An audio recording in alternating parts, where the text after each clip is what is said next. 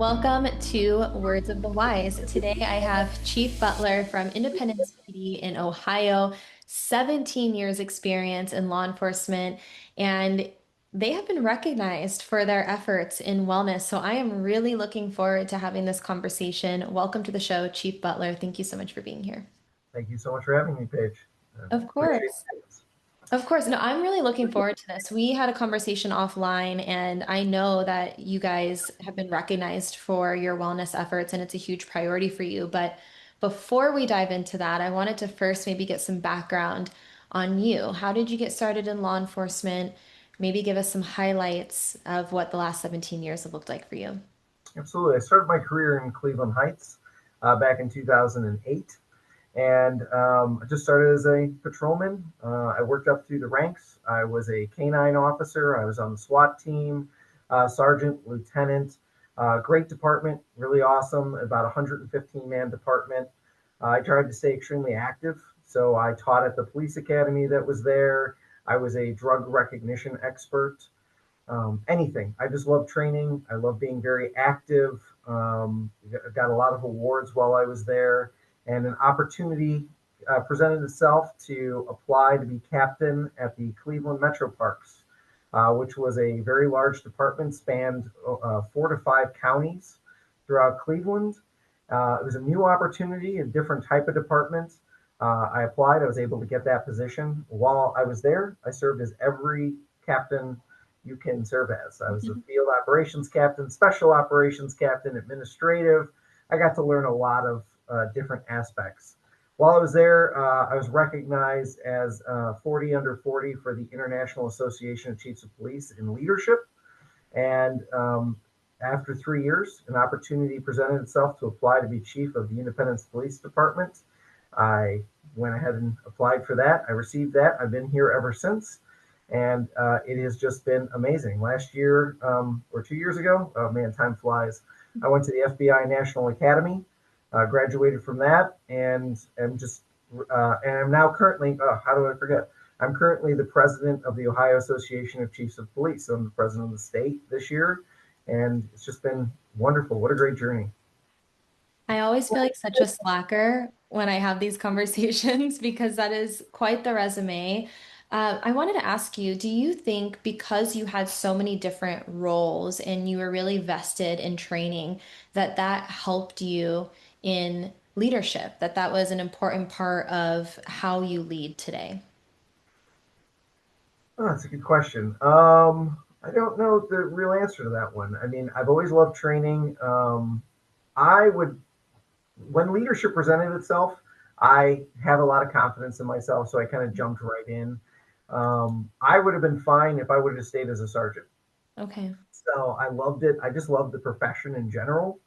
I never really set out, even with all of my training, that I'm like, I'm going to become chief and I'm going to do this. I think everyone in every position in law enforcement says they want to do certain things. And it was always on my mind, but it was never a make or break. Like, I need to be chief, I need to do these things. I was really always happy in whatever role. I got very lucky. And I think when leadership positions open up, you don't wait, you jump in, and you do your very best and you learn as you go. So I keep training, I keep trying to learn, but it doesn't matter. Even if I was not allowed to go to training, I'm learning in my position. I learn from those around me, I learn from podcasts such as yourself, and just continue to try to grow. I really like that perspective of like learning and training doesn't have to have a destination. I think sometimes we do get kind of caught in that of like, well, the only reason why this is worthwhile is if I get to this end point.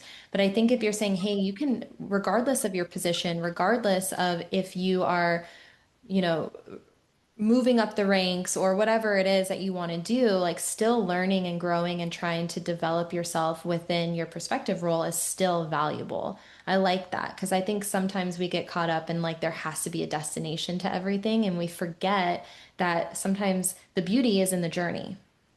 Absolutely, I completely agree with you. And you got to bring all that back to the role that you're in and affect what's around you. And I think that is also the problem. Like, we're looking for what's next while we are not cultivating our garden that we're currently in. And, it's so easy to be like, I'm not happy here, but I'll be happy over there. That's not the case. You got to be happy where you're at. You got to find a way to make happiness around you. And then you can take your steps if they're there, but just try to be as happy as you can in the role that you're at. Yeah, I like that because we all know anyone who's listening can relate to that. Like, how many of us have done that? We're like, oh, we'll be happy if. And then that if comes, and you're like, why am I not happy? And so Correct. I really like that perspective. Now, you guys, as an agency, won an award. Can you talk a little bit about that? Yeah, last year we were recognized by the National Law Enforcement Memorial Foundation in Washington, D.C. We won the Destination Zero Award. This is one of the highest awards you can win for wellness. They give out 5 awards a year. A lot of people put in for these, and we were recognized for officer traffic safety. So they told us on the side that our wellness program is excellent. We Yeah. are a smaller department, and they needed to recognize us in some way. So we did get this award. We do a lot for traffic safety. We do a lot for all types of wellness. And we were brought down to Washington, D.C. to accept that award. We've been recognized by the state, the governor, the attorney general's office, the Senate, and the Ohio legislator all made proclamations for us. They brought people here. The head of the Department of Public Safety stopped by to see and learn from us. Yeah, I think we're really paving a new way for officer wellness in the state, but we just want to be a voice even nationally, whatever we can do to infect other departments. I love that. Can I ask you maybe a personal question of why is wellness so important to you personally? Man, I feel like there's a lot of answers to that question. I will cover Um, as many as I can. yeah. I worked in the beginning of my career. I worked for a very busy police department. Um, Call to call to call. Yeah, you're working on a robbery. You're in the back. There's a burglary happening actively. Remember, I said earlier I was a canine unit, so I'm not just doing my city. I'm doing other cities. You're just running around. Luckily, I probably have a terrible undiagnosed ADHD. So for me, I had no problem. Like I could keep up all the time. I survived on Pepsi and cherry heads pretty much every night. But I saw it affecting other people in a much more negative light. And I saw people get out of shape. I saw people become very negative, very toxic. And I just never wanted that to carry on. And whenever I had the opportunities and leadership to provide wellness in the realm that I was able to control, I did so. I also worked in a department where we unfortunately lost an officer in the line of duty.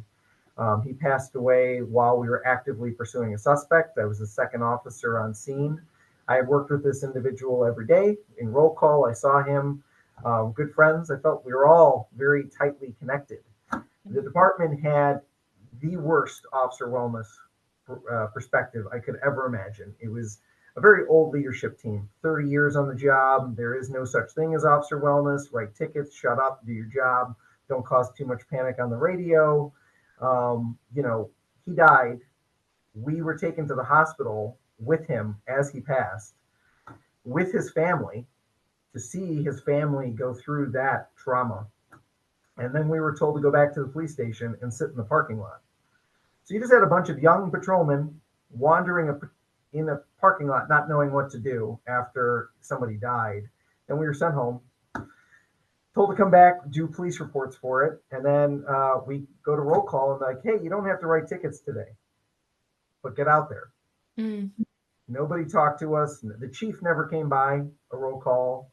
We were the people that like carried the casket, like because we were all part of his team. So I saw from that group the mental health challenges that came precipitated after. I saw some people get OVIs, which is a DUI in other states. I saw people drop out of the profession. I saw it affect them mentally, just in their response to future calls.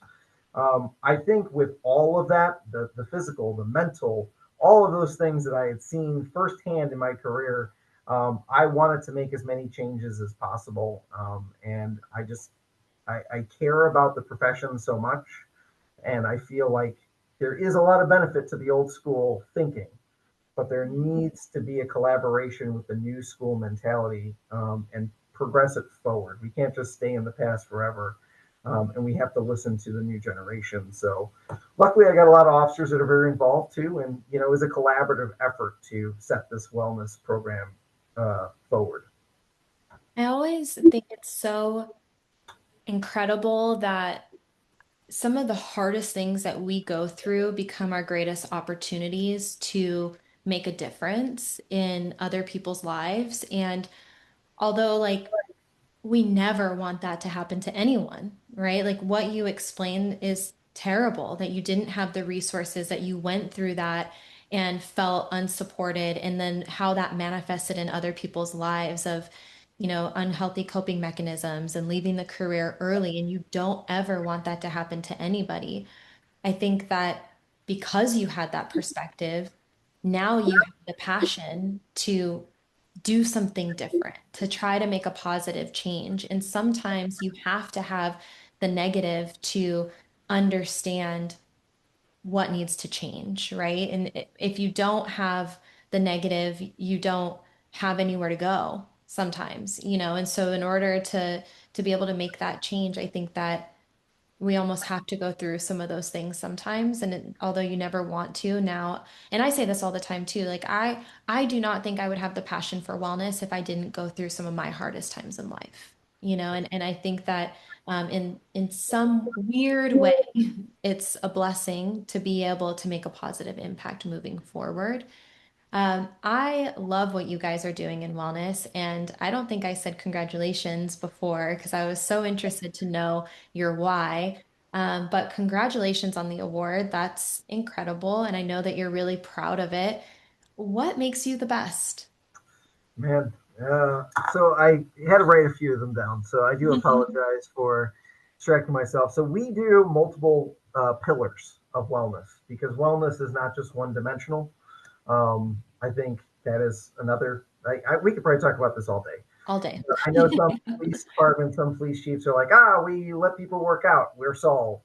And that's like a small fragment of a much bigger wellness picture. Mhm. So I will start with the obvious. We allow working out on duty. We allow 12-hour, during our 12-hour shifts, which our officers are on 12-hour shifts, every officer is allowed up to 75 minutes of this wellness time where they're allowed to work out on duty.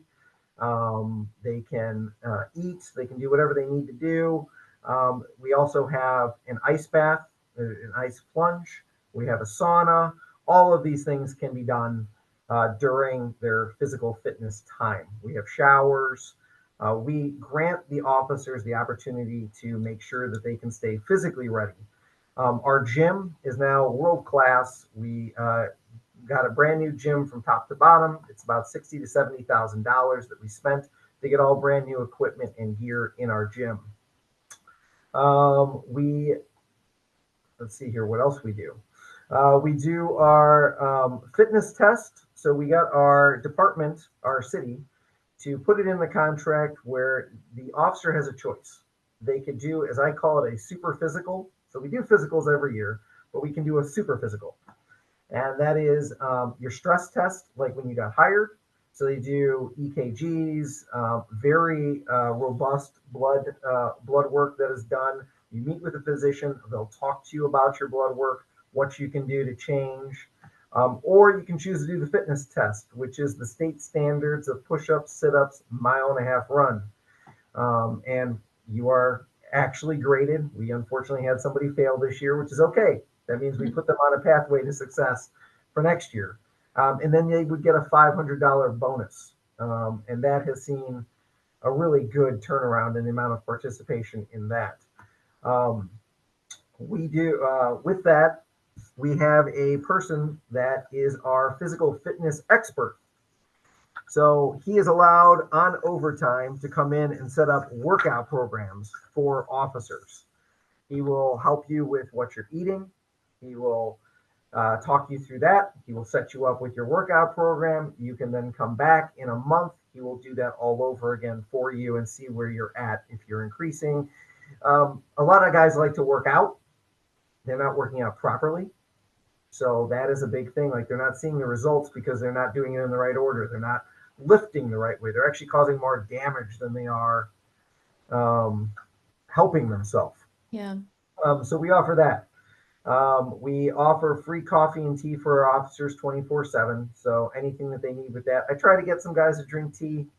If coffee is always the winner. As long as they're not drinking pop, that's good.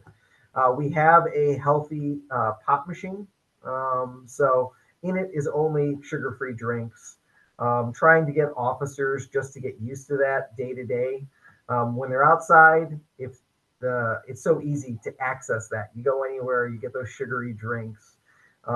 Here, we're trying to get them put into that state where they're more used to those non-sugar drinks. We Yeah. do healthy food drops. So we partnered with a business and we get fresh fruits, fresh vegetables, granola. We put that in our roll call room again. So when the officers are snacking, they're not finding donuts, they're not cake, McDonald's. They don't need that. We have healthy food options that are in the back. And again, I just wanted to be part of their lives. So we Hmm. had a lieutenant run with that. He does smoothies every day. Every one of his shifts starts with healthy smoothies. I don't know. If he was here, he could explain it more. But he gets fresh fruits and he blends them. And he makes his own smoothies for his shifts, and it's caught on where other shifts are trying to drink these smoothies. Um, Training wise, we have a defensive tactics center for jujitsu. So we made a jujitsu room in the basement. We have a few officers that are truly committed to this. Same thing for the instructor. They're allowed to come in on overtime and begin jujitsu programs with our officers. Mm. I have a robust martial arts background. I find this very important. This has diminished our use of force on the road. It has increased confidence. Mm. So, an officer being able to know that they can use their hands and they don't have to resort to weapons, I feel is extremely important in this career and throughout the nation is something that has really dropped. So, we've got a lot of people trying to enter this field. It's different. I don't know how to really say this. Like 30 years ago, people were fighting on the playground. They were more used to interactions that were like that, and they didn't have all access to all of these weapons, tasers, pepper sprays. They went out on the road, they had a stick and they had a gun, and they did their jobs. And they knew how to use their hands. And that's really the way that it was. When you look at the old school guys and girls, they know that's the way that it was. We Yeah. need to bring that back. When I teach at all the police academies, you'd be shocked how much have no idea how to do self defense, Mm. how to restrain somebody in a safe manner. The one academy I teach at, the instructors fight the students near the end, and it's like fighting scared children. So with my background, they'll wear headgear. I give them a little tap to the top of the head, and they're running away from me. It's like, no, you're the cop. You need to come at me. And they're so reliant on their weapons. So jujitsu extremely important. Yeah. Um, let's see here. We offer the Gallery test to our officers as well, which is an early cancer detection screening. They can do that for themselves and their spouses. We do. I'll get some mental health, I promise. We do financial wellness, where we have people come in and they talk to them about deferred comp, HSA accounts. We offer a chance to be on our healthcare committee to actually develop the healthcare for the city. So we have officers on that committee that make the program for the entire city. We have financial partnerships. Um, Different companies come in and they offer stock. We have stock people come in, things like that, investments. So they teach them how to put their money into retirement accounts, stuff that I never knew when I was going through. So we offer gateways for that. We offer chair massages for our officers in our fire department, where we have a masseuse come in, 10 to 50, I think it's 10-minute massages, chair massages. They take off their vest, and it is fantastic. For emotional support, we started a chaplain program, which most departments have. We have our EAP, which is more counseling, which is mediation services. This is all at no cost to officers, which is counseling, therapy, stress reduction. We offer literature and educational resources. So we actually have out front here a library of mental health books, also leadership books, that if any officer wants to read them, they can take that out for free. They don't have to buy those. And that includes the emotional survival for law enforcement. their spouses also have access to our library. We have a department psychologist, and that is every year, every officer has to see a psychologist for 1 hour on duty. That is now agreed upon in the contract. And that was a no give part of the contract. So the city gave up nothing, and the officers all accepted that after a really good conversation that we all had with the leadership team.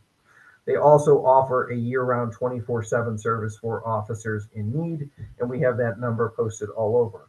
We partnered with an outside group that does peer support. So one of the hiccups that I saw is that offering it internally, officers immediately don't want to talk to another officer necessarily. Mm. They might be scared to air their grievances to somebody else that they work with. They might seem weak. So step one was we included the fire department. So the fire department has people, and we said, you don't want to talk to your fellow policeman, maybe you want to talk to a fireman, and vice versa. We would happily talk to a fireman in their stead.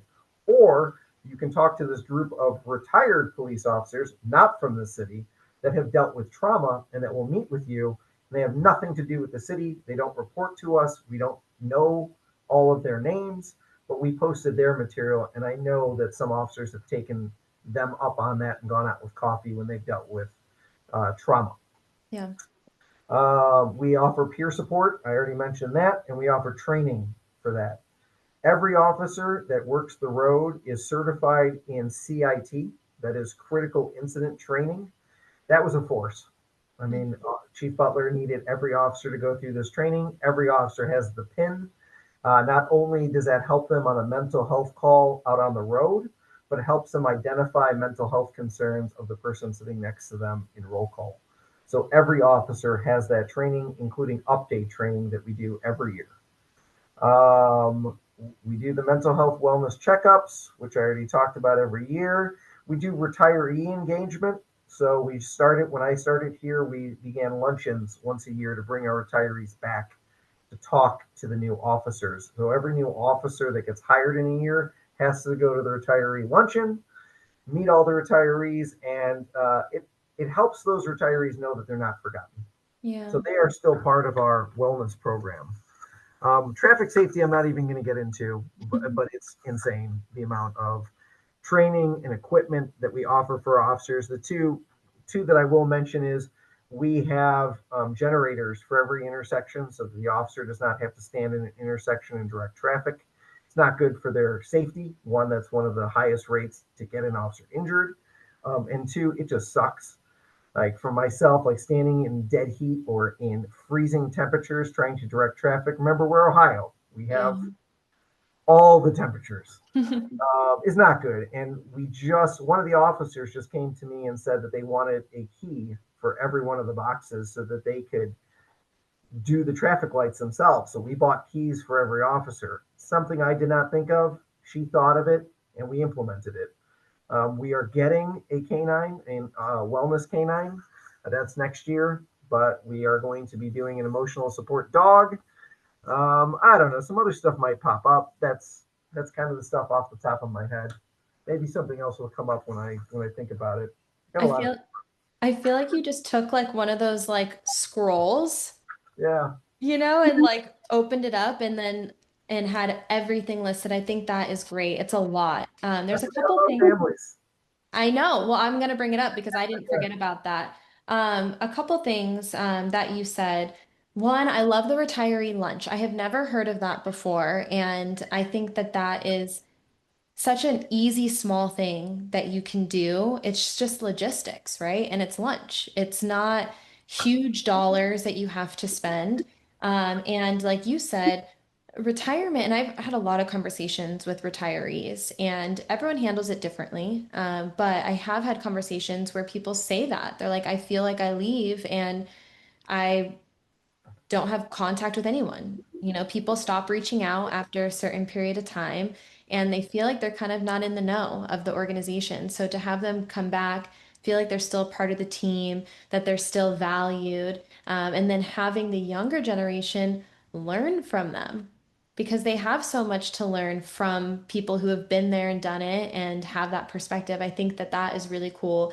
And then I am going to remind you about the family stuff because you had told me this offline, and I thought that that was also really cool, but I'm going to let you explain it. Yeah, I'll circle back to the retirees thing. It has been great. So I do a presentation every year at the retirees. I tell them every update about the police department. Mhm. If we get new gear and equipment, I bring the gear and equipment there with me, just to show them that their legacy lives on in a positive way. And um, I I know what you're talking about, the struggle of the retiree. Even this, I don't think bridges it enough. I mean, I find it funny, and I try to say this when I give a lot of presentations. Like, so many people, unfortunately, are want to get out of the profession, Mhm. and they're like, "I can't wait." When do you retire? They know the date, and I try to tell people that this is part of your identity. Like, as much as you want to hide it, like, this is such valuable and precious time in this career, and when you're gone, you're gonna miss it. And I've seen it firsthand where it's almost obsessive. Where some, like, they're the most active people on Facebook. They're the most like, they're talking about it. It's like you were so quick to leave, but now your mind is still there. And when people talk to you, it's still part of your identity where you still want to go back and be like, oh, I'm a retired cop. I'm this. I'm that. But that's why that positivity is so important. Like, don't let the negativity infect you in your time there, because you're missing out on the most important part of one of the most important parts of your life. Obviously, family comes first, but this is your family looks up to you in this profession. Everyone does, and when you leave it, I guarantee you're the first one to be like, "Oh my gosh, I miss Yeah. this, I miss that. I got a story to tell you about this." And you're telling stories, but while you're in it, you're so fast and not want to tell anybody anything. You got to live in the moment, and that is one of the reasons why we try to engage them. We retired every one of our, as many as I could find. I retired the badge of every single retiree as well. We just did that last year. We put it on a plaque to remind them that they will not be replaced. Yeah. So their badge number is always here. It's on our wall. I have a nice big plaque for them, and I think there's only one person on there that has their badge number twice because it was not done before I got here. Mm. But from now on, no badge number will ever be given again. I like it. And before you go on, I want to say one thing that I thought was really interesting that you said. I heard this joke, and it is a joke, Sure. but I also think that maybe there's a little bit of validity to it because of what you just said. But they said the two people that know their exit date or their release date are cops and inmates. And and it's, anytime you talk to someone, they're like, yep, got 2 years, 28 days, 7 hours, so it's like when that time frame is. And what you told me just now is, you said enjoying the ride, like enjoy the journey, but it's being like present and mindful. And I think that that's a part of wellness. I think that so often we get so stuck in reminiscing about the past or worrying about the future that we miss what's happening in this moment. And that's nervous system regulation. Like that is, like you said, being mindful and enjoying what you have and trying to have that positive mental attitude and that gratitude for what's happening in this moment because it is fleeting and our time is so limited here. And so I think that there's been plenty of chapters in my life that I didn't recognize were some of the best chapters of my life because you're not paying attention. And I think that if I could go back to some of, my chapters when I was younger, like I would be more present and I would try to enjoy it and recognize that in the moment. So I appreciated you saying that. Oh, no problem. Yeah, that's just what I believe. And yeah, no, I know you recognize it. And, you do this podcast to help enlighten, hopefully others. But that's been, anytime I give my speeches, that's usually my biggest takeaway is you got to enjoy it. And if you really hate it that bad, you got to go. Don't wait. Like, Fair. you're just making your environment so much more toxic when if you want to go, you got to find your happiness. Like, Yeah. I'm truly happy in this profession. I have been since I started. So I'm where I should be. And Yeah. I get it that every day is not happy. Every day, there's going to be things that piss you off, but are you making a difference? Are you happy where you're at? Like, you got to look at the bigger picture. And yeah, I hope that catches on. But for families, I promise I will hit that. Yep. We do a bunch of things. One, every year we do a barbecue during the summer Kids can do the physical fitness challenge, push up, sit ups, mile and a half run. They can do it next to mom or dad. Everyone is welcome. We have little awards to give out, and then we do a big water fight at the end of it, which oftentimes gets out of hand, but everyone remembers it. It's a big, you know, joyous time. We do a Christmas party for all the families for police and fire. We have raffle gifts. Santa comes. I mean, it's a very robust thing, but all the families come. We almost have 98% participation in this. It's all off duty, and everybody wants to come to this thing. Every kid gets a gift from Santa. This is donated by businesses, and it has been a huge hit. For the spouses, we do spouse range time, which we allow them if they want to come in, use their spouse's firearm. Mm, We teach them how to make it safe. We teach them how to fire it. The reason why that is, you know, God forbid the gun is left out while the spouse is away on training or whatever else, and their spouse at home doesn't know what to do. So we train them on how to make sure we clear it, how to make it safe, how to put it away. If they ever had to use it while their spouse is away at training to protect themselves and their family, now they know how to do that. Next year, we're hoping to do a wet lab for DUI, which means they can come in, they can drink wine, and we'll test them. It's basically bringing them in as part of our career. It is so important that the family knows that they are just as important in this career as the person serving. mm, You cannot be successful serving unless your family is on board and understands. So one of the other things that I talk a lot about is communication, and that has been a major problem in the career. Is they get home, they don't want to talk about it. They don't want to burden their spouse with it. You're dividing your family. You need to speak about it. Like they know what they got into. My wife knows what she got into. And when she asks me what goes on, I don't care what the story is. I'm going to tell her about the story. Not only am I unburdening myself to a certain extent by verbalizing what went on in my day, but I'm connecting further yeah. with my spouse and allowing that communication to break down any barriers between us. I'm not they're not additionally burdened by this, and if there are, I mean, we have EAP in place for our spouses as well. The worst thing you can do is close off. Mm, So we try to encourage, you know, our spouses to be a part of it, be around as much as possible. We have a wives group on Facebook, so they can talk. If they want to go out and they want to talk to each other, that's okay. Because sometimes they need an outlet as well. Where if we're grumpy because we've worked a couple extra shifts, working some of that overtime, or we've seen something and it takes us a little longer to communicate, at least they have an outlet. Maybe another spouse has witnessed that, and they can now give different advice in that realm. So I'm blessed in the fact that, you know, my wife is the daughter of a policeman, mm, so that has helped, you know, where I never had a concern of talking. But I'm also a big talker, so it wouldn't have mattered one way or another. I probably would talk to anybody about these things. If, you know, people in City Hall ask me questions that I can legally tell them about, that's what it is. I mean, communication is key. So yeah, that is some of the stuff we do for our spouses, and it has been very productive. Where anytime you want to bring your kids by, they want to see what mom or dad is doing, 100%. We'll open up, and we just want them to know that this is a great job. Your parent is a hero, and you know, if we can have that family support, that is one extra barrier to make mental wellness easier. So when you come in here, you know who you're doing this for. yeah. Well, I appreciate you going over that. And I think that to have the understanding that home wellness is important too is so valuable. And for the families to feel like they have training and support systems as well. You know, I speak to a lot of agencies across the country, and there are still a lot of agencies that are in the infancy stages of putting together a wellness program.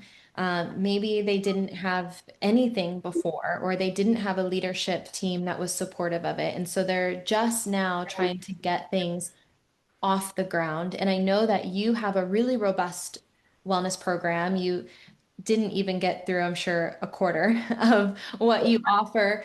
But what is one thing that you think every department should implement, like tomorrow, or a piece of advice that you would give to someone who is just starting out building a wellness program from the ground up?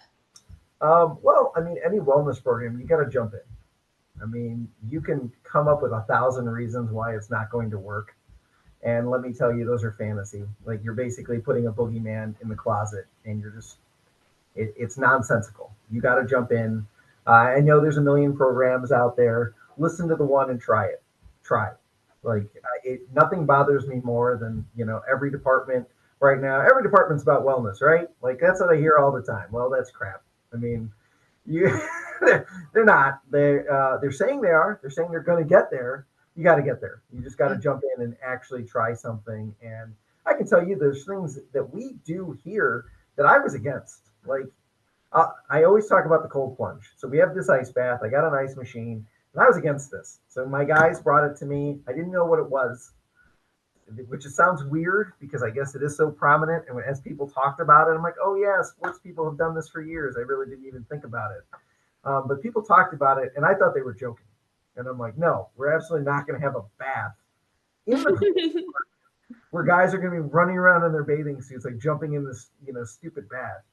And dismissed it immediately. And I had to take a step back from myself and be like, why am I saying no? Like, are they serious? And when I Yeah. found out they were serious, and I'm like, okay, what does that look like? Oh, it's like 2 to 3 minutes of somebody doing it. I'm like, let's try it. Let's see if it fails. Like, if I don't try it, I can't make something fail without trying. I don't. Yeah. I don't care what fantasy that I've created around it. Oh, I don't have time. Oh, it's going to do this. Somebody's going to get a complaint. Somebody's going to do. It didn't happen. Like I put it back onto the officers. Like, hey, I'm going to try it. If it succeeds, it's based on you. If it fails, that is based on you. This is communication leadership in my eyes, where I allow them a certain amount of leash and let's see if it works. If it doesn't, I can point to the exact reasons and I can tell them why X, Y, and Z doesn't work. And either they can change it or we don't do it. So I would say to anybody that there are a lot of options out there. If you're scared of doing it yourself, I'm sure there's a lot of programs that are offered.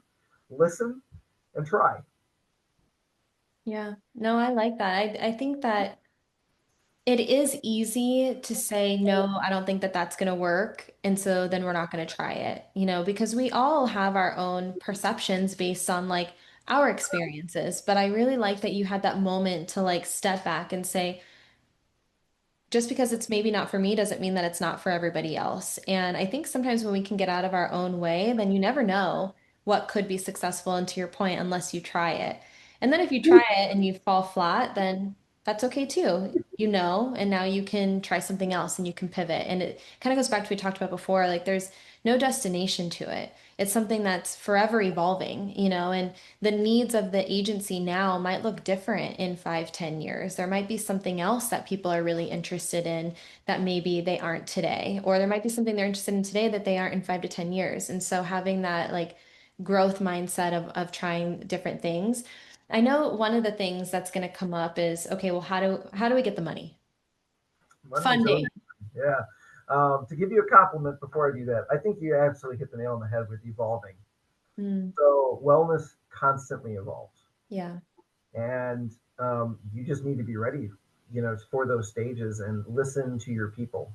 Like I don't know everything. I'm getting to that age where some of these things are foreign to me, so I Hmm. have to listen to the new generation and what is important to them, and I learn from them. And yeah, wellness continues to evolve. So if it's yoga, if it's ice baths, if it is I don't know, Pilates, I don't know, but whatever it is, like if they're coming to me, there is a place of passion for them, and I need to at least hear it Yeah. and recognize that maybe I'm affecting this officer and in the right way. And that's why our retention is the way that it is. I mean, we're not losing officers here. We have people knocking on our door like crazy. Like I'm not trying to steal officers from other cities, but when they're pounding on our doors, some of them from other cities are coming here, and I'm just taking the elite from a lot of these other cities around me because we're investing that time and energy into wellness. Um, Money. That's what you asked me about. Money. Man, it just really depends on which program we're talking about and how I got money for it. So a few of them to paint you a picture. So our gym is funded by our federal forfeiture monies. So you get seizures by having officers in task forces. This can be used for many different items that help a law enforcement agency. You got to prioritize and put money off to the side for wellness. We did our entire gym with that money. We've used it for other things that help our officers, such as drones, canines. There are a lot of things it can be used for, but you don't forget about wellness. Um, these healthy food drops, I just kind of go around and ask, stores and businesses for. You'd be surprised how many businesses and stores want an apartment. Hmm. What can we do? What can we do? And the first words out of my mouth are always going to be wellness. So we have a grocery store in our city, and I basically went there and I'm like, hey, if you're going to be throwing out fruits and vegetables, which they do after a while, we'll take them. Like they're still good. Like they're right next to expiration. Like if the eggs expire in 2 days and you're getting rid of it, give us the eggs. We'll take the Yeah. expired eggs. And they're like, no, no, no, no, no. We want you to have fresh. We want you to have the best. And now we're getting a little over $100 a month in groceries, with eggs, fruit, vegetables, all the things that I mentioned. So it's just communication and getting out there. We had a company out there that dropped off an espresso machine because, I was talking to them. They re up all of our little espresso pods. Mm. How can they help? They drop off their literature. They're a financial institution, one that the city trusts, which also helps. Like if we can have a synergistic relationship where we're benefiting a business in my city, benefiting the wellness of my officers, and we're getting free things, this is great all around. And if Right. all I have to do is throw out a shout out on Facebook or something like that to these businesses, I'm more than happy to do that. We had another business again, same question. They ask me every year, what do you want? What do you want? And I said, we have our family Christmas party. Do you want to donate gifts? Do you want to donate the food? It never hurts to ask. What's the worst thing they can say? They can say no. So I find creative ways to get the money. Otherwise, I will just buy it myself. Some things look, I get it. No chief has like disposable income. I have a newborn child at home, so I have none at all. Such as I'm looking at pre-K right now. I know that all of my money will be gone, but the ice bath was $40.